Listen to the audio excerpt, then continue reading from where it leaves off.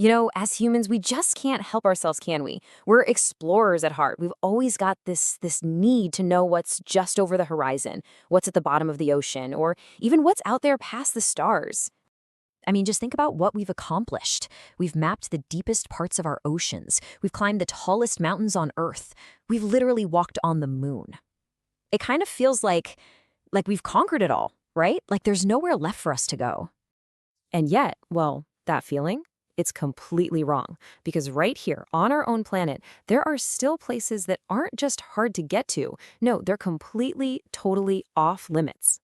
So you gotta ask, right? Why? What could possibly make a place so dangerous or so special or maybe so secret that we are just locked out for good? Well, that's exactly what we're going to dive into. Okay, so first up, we're talking about places that don't need walls or security guards. Nope, their security system is built right in by Mother Nature herself. And let me tell you, it's a pretty powerful one. All right, let's kick things off with a place that is pure, uncut nightmare fuel. Seriously. Off the coast of Brazil, there's this little island, but everyone knows it by its other name, Snake Island. And trust me, it's not called that for fun. So why is it so terrifying? It's all about the numbers. Get this. Some estimates say there's about one venomous snake for every single square meter. Just picture that. Everywhere you could possibly step, there's a snake. And we're not talking about your average garden snake. Oh no. This island is absolutely crawling with thousands of golden lancehead vipers. These things are some of the deadliest snakes in the entire world. The danger is so real, so intense, that the Brazilian government just said, nope, nobody goes here. The only people allowed are a handful of super brave researchers who know exactly what they're getting into. But, nature's keep out signs aren't always something you can see. So let's go from a biological threat to something totally invisible, a radiological one. We're talking about the control room of Reactor 4 at Chernobyl. Yeah, ground zero for one of the worst nuclear disasters in human history. Now, you can actually visit parts of the Chernobyl exclusion zone with a guide. But that control room, that's a whole different story. It's guarded by an enemy you can't see, smell, or touch, radiation. The levels in there are still so incredibly high that spending any real time there would be a death sentence. It's a perfect example of a danger that doesn't need any walls to keep you out. So, you see, you've got these two totally different sides of nature's power. On one hand, you have the very real, very visible threat of snakes you can see. On the other, you have the silent, invisible poison of radiation. And you know what? Both of them are incredibly good at saying stay away. Okay, so far, it's all been about protecting us from these dangerous places.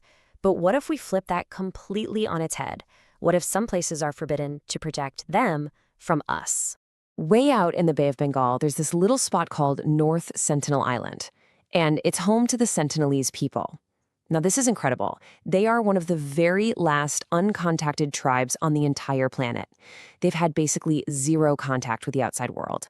And for literally thousands of years, they have made it crystal clear they want to be left alone, often, well, violently rejecting anyone who gets too close.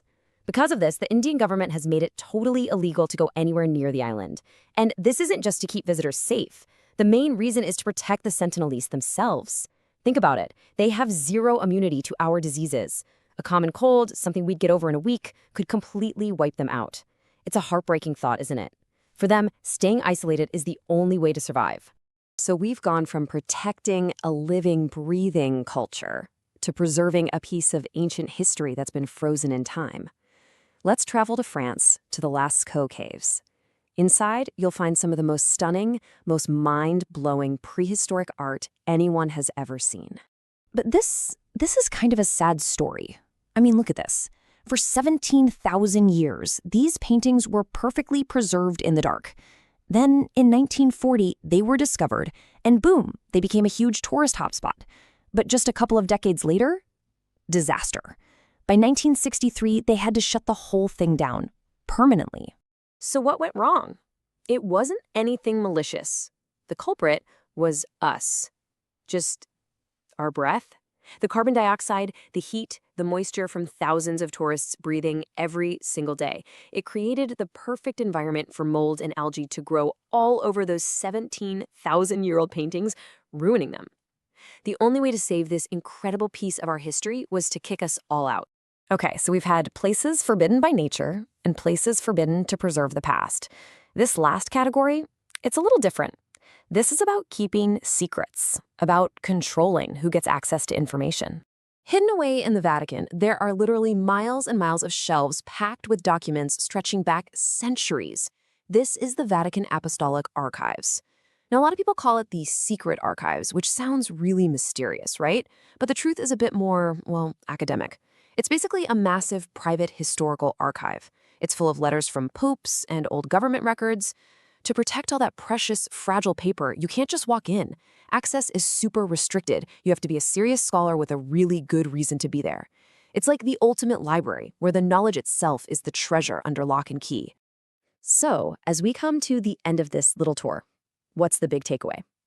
For me, what's really fascinating isn't just that these forbidden places exist, but the totally different reasons why. It really boils down to three main ideas, right? You have places that are forbidden to protect us from them, like Snake Island or Chernobyl.